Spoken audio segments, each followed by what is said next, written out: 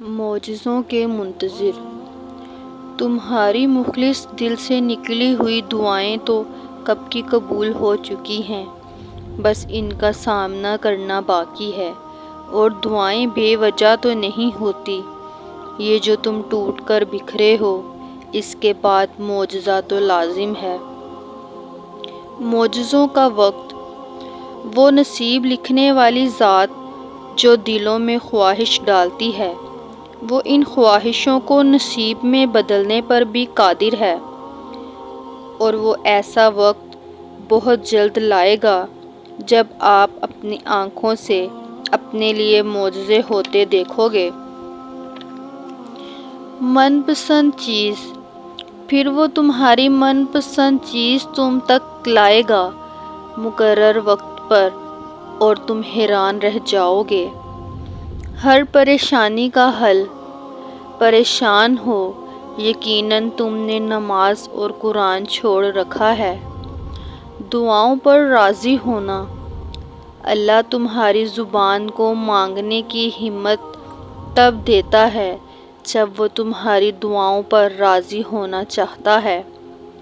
من پسند منزل، اللہ تمہارے راستوں کو موڑتا ہے، تمہاری دعاؤں کو نہیں۔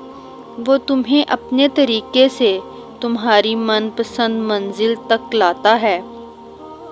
تھک گئے ہو، دیکھو پریشان مت ہونا، وہ اپنے بندے کو مسلسل تکلیف میں نہیں رکھتا، راحتیں جلد نصیب ہوں گی۔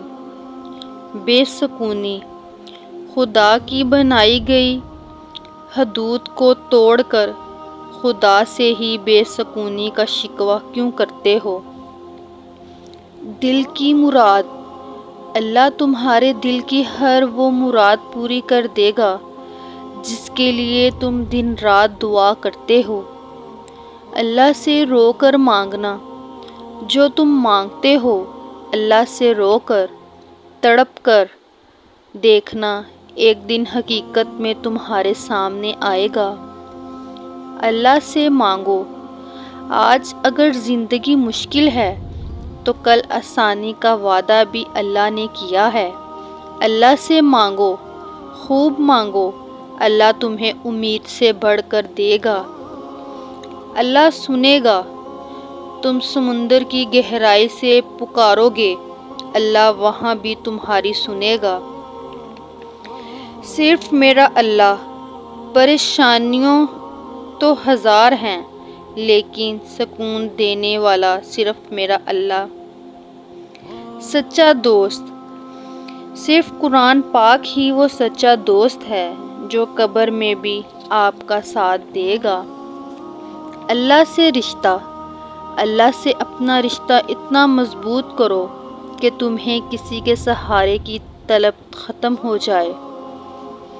سورۃ یوسف مثال ہے، وہ آزماتا ہی اسی چیز سے ہے جو تمہیں بے حد پیاری ہوتی ہے، تاکہ اس چیز کے ملنے کی تڑپ تمہیں اللہ سے ملوا دے۔ اور سکون پتہ ہے کیا ہے؟ اکیلے بیٹھ کر رب سے گفتگو کرنا۔